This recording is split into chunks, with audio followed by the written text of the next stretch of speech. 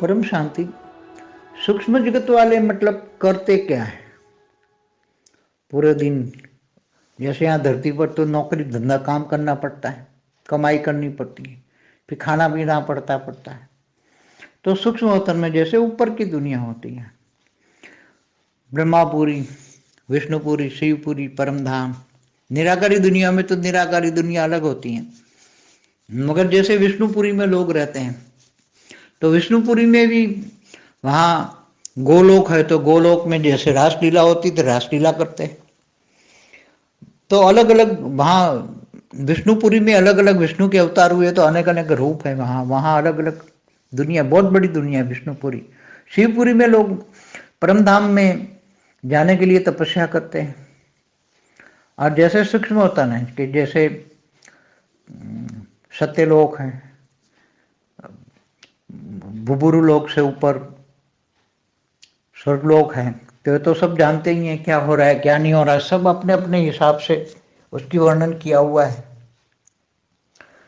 तो ये सब बातें सूक्ष्मोत्तर में, अब ये तो ब्रह्मांड की बातें, अब पूरी गैलेक्सी में आपस में तो ब्रह्मांड में आत्माएं जो हैं घूमती फिरती रहती हैं। तो कई ग्रुप बनाकर घूमती हैं, मैंने कई बार बोला है, घूमती रहती हैं। उनको खाने पीने का तो संकल्प किया, और खाना पीना अपने मन के अंदर वासना होती है। जैसे देवी देवता क्या होता है, उसको वासना देते हैं ना, मतलब वो कोई स्थूल खाना नहीं खाते, वो संकल्प किया और उनको खाने का एहसास हो गया और हो गया, पेट भर गया। मतलब सूक्ष्मोत्तन में ऐसा ही होता है, केवल एहसास होता है। वो जैसे आभासी दुनिया होती है ना सूक्ष्मोत्तन, गैलेक्सियों के बीच में घूमने फिरने वाली आत्माएं, यूनिवर्स के एक यूनिवर्स से दूसरे यूनिवर्स में जाने वाली आत्माएं, ग्रेट यूनिवर्स से ग्रेट ग्रेट यूनिवर्स में घूमने भागने वाली आत्माएं, G2 से G3, G3 से G4, ऐसे G17 तक पूरे मल्टीवर्स में घूमने फिरने वाली भी आत्माएं हैं। एक मल्टीवर्स से ग्रेट मल्टीवर्स में अनंत मल्टीवर्स में घूमने वाली आत्माएं हैं। फिर 100 कला से 200 कला, 300 कला, ऐसे दो दो दो ग्रुप बना के घूमते फिरते रहते हैं। तो ऐसे ऊपर की दुनिया जो है वो बहुत अलग है। इनका वहाँ की बातें यहाँ करना, क्योंकि यहाँ की बात और वहाँ की बातों में जमीन आसमान का अंतर है, सोच भी नहीं सकते, मनुष्य सोच नहीं सकता, इसलिए वहाँ की बातें यहाँ नहीं बताई जाती।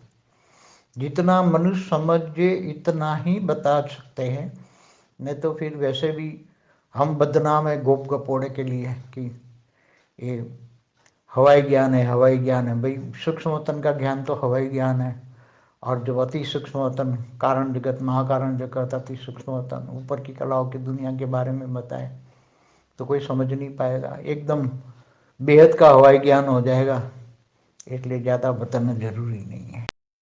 जैसे विश्वामित्र ने त्रिशंकु के लिए नया स्वर्ग बना दिया, तो आप सोच सकते हो कि विश्वामित्र के पास कई हजारों साल की तपस्या का फल लगा के भी त्रिशंकु के लिए नया स्वर्ग बनाया, तो इंद्र वो स्वर्ग को भी रोक नहीं पाया, कोई भी नहीं, ब्रह्मा भी नहीं रोक पाए। तो अपनी शक्तियों को यूज करके कोई भी नई दुनिया, अपनी नई दुनिया बना सकता है।